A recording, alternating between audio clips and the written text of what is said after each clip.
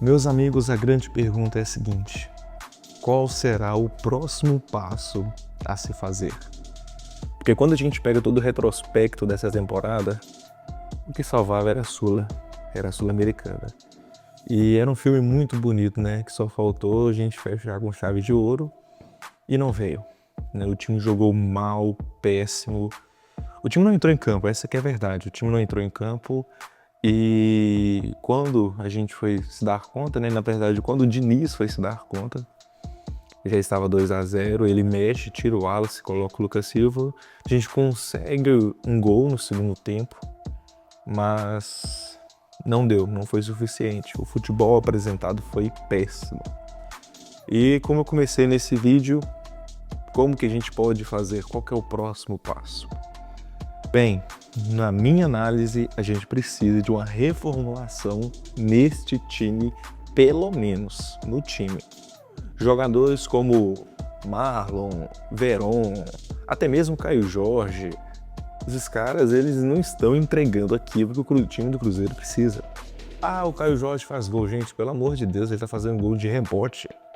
Todos os gols que ele tá fazendo é gol de rebote, que primeiro, antes ele tem uma chance clara, e depois de o goleiro defender, aí sim ele faz o gol.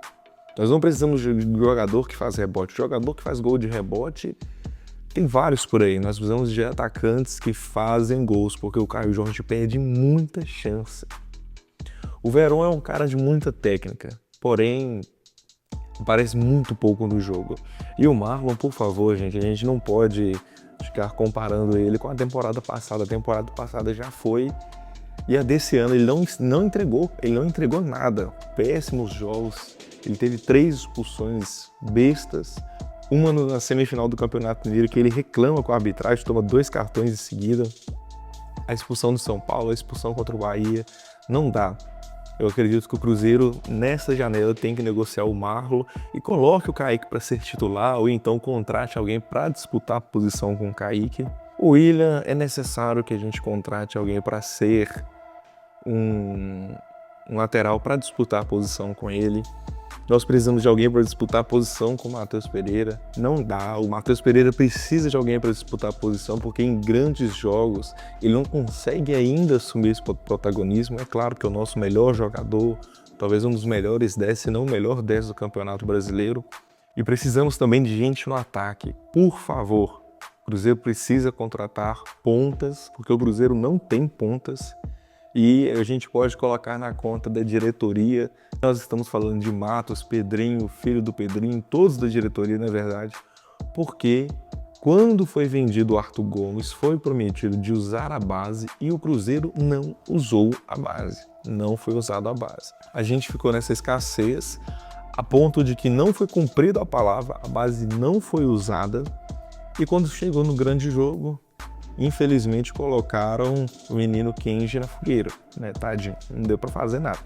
Então, resumindo, a culpa para mim principalmente é dos jogadores, porque com o Seabra o time caiu muito de rendimento, não deu certo mais. Com o Diniz, então, nem se fala. O Diniz dos últimos treinadores está sendo o pior retrospecto. Se eu não me engano, é menos de 30% de aproveitamento. Muito pior do que o Seabra foi embora por muito menos, a gente precisa entender isso. E eu acredito que se no próximo jogo contra o Grêmio o Cruzeiro não ganhar, não é empatar, é não ganhar, eu acredito que o Diniz já tem que ir embora. Não porque, nossa, a gente trocou muito de técnico, gente, porque a gente não pode contratar técnico errado. Isso não pode acontecer.